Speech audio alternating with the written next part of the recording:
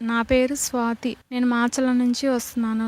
ఇక్కడకి రాకముందు నా పరిస్థితి చాలా దారుణంగా ఉంది. మైండ్ బాగోక ఇంట్లో నుంచి వెళ్ళిపోయేదాన్ని. రోడ్లమ్మటి ఎక్కడ పడితే అక్కడ పడిపోయేదాన్ని. తెలియకుండానే వెళ్ళిపోయేదాన్ని. పోయి రోడ్లమ్మటి ఎక్కడ పడితే అక్కడ పడిపోయి ఉండేదాన్ని. మా హస్బెండ్ కానీ మా పిల్లల వాళ్ళు అందరూ నన్ను వెతికి తీసుకొచ్చేవాళ్ళు. ఎవరైనా వచ్చినా కానీ నేను బండి ఎక్కను. మా హస్బెండ్ వస్తేనే నేను బండి ఎక్కేది. మా పాప వాళ్ళకి కూడా నేను గుర్తుపట్టను. మా మదర్ కానీ గుర్తుపట్టను. ఎవరిని గుర్తుపట్టను. వాళ్ళందరినీ నేను ఇంటికి ఎవరైనా వస్తే నేను దారుణంగా కొట్టేసేదాన్ని. పాప వాళ్ళకి మీరెవరు, మీ తల్లి ఎవరు అని చెప్పేసి వాళ్ళకి విపరీతమైన కొట్టి వాతలు బెల్టుతో నేను కొట్టేదాన్ని. విపరీతంగా కొట్టేదాన్ని. నా దగ్గరికి ఎవ్వరు రారు. 8 సంవత్సరాలు ఇంట్లోనే ఉన్నాను నేను. తాళం వేసుకొని మా హస్బెండ్ షాప్కి వెళ్ళేవాళ్ళు. పాప వాళ్ళు కానీ ఎవ్వరు నాకు అన్నం పెట్టేవాళ్ళు కాదు. మా హస్బెండ్ మార్నింగ్ వెళ్తే ఈవినింగ్ వస్తారు. ఈవినింగ్ వచ్చి ఆయన అన్నం పెడితేనే నేను తినేది.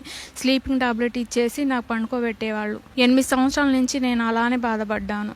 నేను హెర్బల్ వాడుతున్నాను, హెచ్ఎఫ్ఎన్సీలో. ఆ అన్న నాకు పరిచయం చేశారు. ఇక్కడ స్మెల్స్ అన్న కాడికి వెళ్ళండి సిస్టర్, మీరు బాగుపడతారు, చాలా బాగా చెప్తారు, అన్న హీలింగ్ బాగా చేస్తారు అని చెప్పేసి అంటే నేను ఆ అన్న ద్వారా నేను ఇక్కడ స్మెల్స్ అన్న కాడికి కనుక్కొని నేను వచ్చాను. ఇక్కడికి వచ్చాక నాకు బాగైంది. నేను ఇప్పుడు 1.5 సంవత్సరాల నుంచి వస్తున్నాను.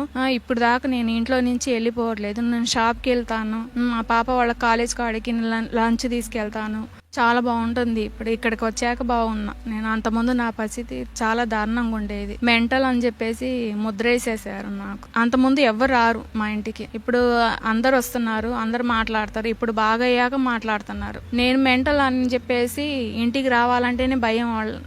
వాళ్ళందరినీ కొట్టేస్తాను. స్లీపింగ్ టాబ్లెట్స్ మైండ్ బాగోక డాక్టర్ రాసి ఇచ్చారు నాకు స్లీపింగ్ టాబ్లెట్స్. అవి వేసుకుంటేనే నిద్రపోయేదాన్ని, లేకపోతే నిద్రపోను. నేను ఇంట్లో నుంచి వెళ్ళిపోయేదాన్ని.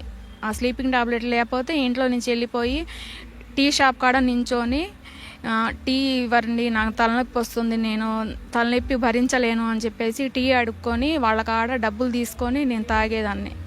నేను అడుక్కునేదాన్ని అని చెప్పేసి అన్నం కూడా పెట్టారు నాకు. ఇప్పుడు చాలా బాగున్నాను. నేను 1 సంవత్సరం నుంచి అన్న కాడికి వస్తున్నాను. అన్న ఫస్ట్ నాకు ప్రేయర్ చేశారు.